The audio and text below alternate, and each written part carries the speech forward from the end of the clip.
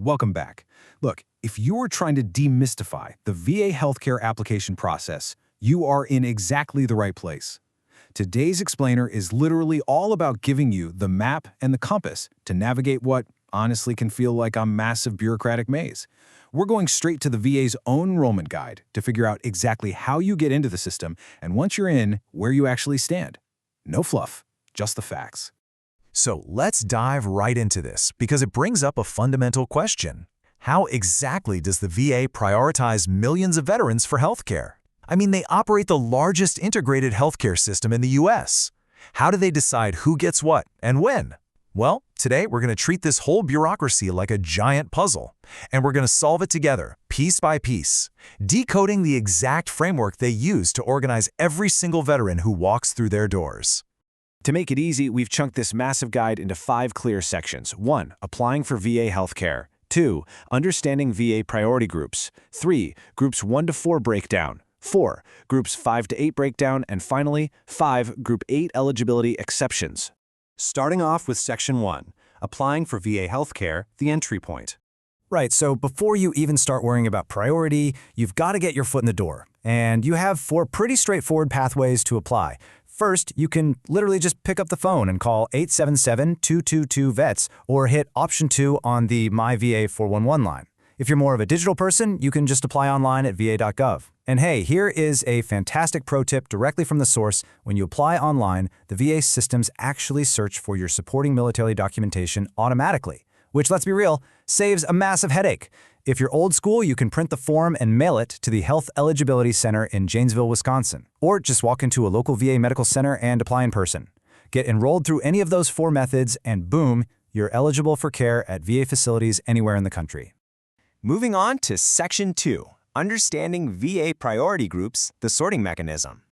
Okay, now that you have the map to get in, you need a compass to know exactly where you sit.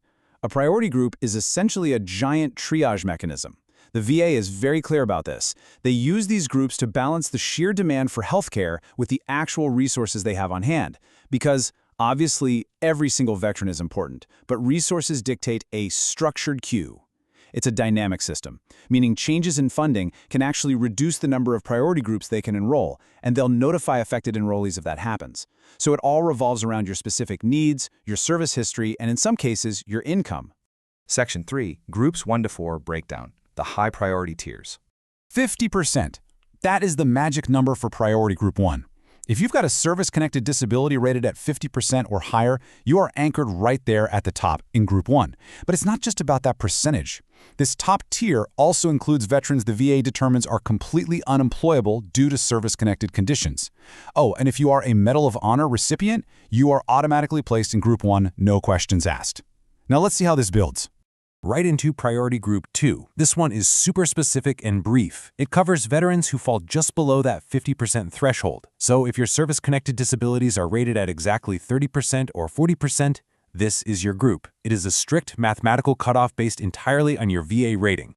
Now, what's really fascinating about Group 3 is how it blends specific honors with lower-tier disability ratings. You land here if your service-connected rating is 10% or 20%. But it also catches some very unique high-sacrifice situations. We're talking former prisoners of war, Purple Heart recipients, veterans discharged for a line-of-duty disability, or folks with disabilities actually caused by VA treatment itself. It even includes veterans whose disability comp is suspended because they get military retired pay.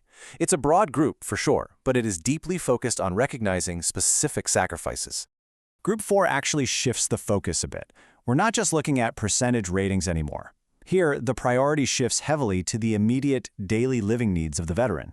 If you get increased compensation or pension because you need regular aid and attendance, or if you're permanently housebound, you are in Group 4. This is also the group for veterans the VA has determined to be catastrophically disabled. It's a tier entirely focused on severe, practical necessity. Section 4, Groups 5 to 8 breakdown, the income and exposure tiers. Okay, let's slow the pacing down for just a second here, because we're introducing some complex variables, specifically financial need. Think of Priority Group 5 as a vital safety net. Say you have absolutely no service-connected disabilities, or maybe you have an injury rated at 0%, non-compensable, meaning it doesn't trigger a payout. You can still get placed in Group 5 if your annual income falls below the VA's geographically adjusted limit for your zip code. Plus, if you're receiving VA pension benefits or you're eligible for Medicaid, you automatically qualify for this group. It really is there to ensure care for those who need it most financially.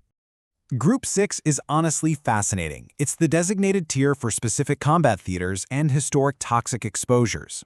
And it covers a massive historical timeline. We're talking radiation exposure from World War II or atmospheric testing, Project 112/SHAD, Agent Orange in Vietnam, Gulf War service in the Southwest Asia Theater during the 90s, and even contaminated water at Camp Lejeune from the 50s all the way through the 80s. If you served in those specific places during those specific times, Group 6 is your tier. There's also a very special modern provision in Group 6, 10 years. That is a crucial number to remember. It's the enhanced enrollment window for veterans who served in a combat theater after November 1998 or were discharged post-9/11. For a full decade post-discharge, these veterans get enhanced benefits in Group 6. After those 10 years are up, they just get reassigned to whatever highest priority group they qualify for at that time. As we move to the final two groups, we hit a very clear dividing line. For both Groups 7 and 8, you have to agree to pay co-payments. The difference? It literally all comes down to where you fall on the income spectrum. Group 7 means your gross household income is strictly below the geographically adjusted limit for where you live. Group 8 means your income is above both the VA's national limit and your local geographical limit. Section 5, Group 8 Eligibility Exceptions, the fine print. Here's the catch with Group 8. Falling into it doesn't automatically mean you get care. It is actually the strictest cutoff point in the whole system. First off, there's a grandfather clause. If you were enrolled by January 16, 2003, and you've stayed enrolled, you are eligible.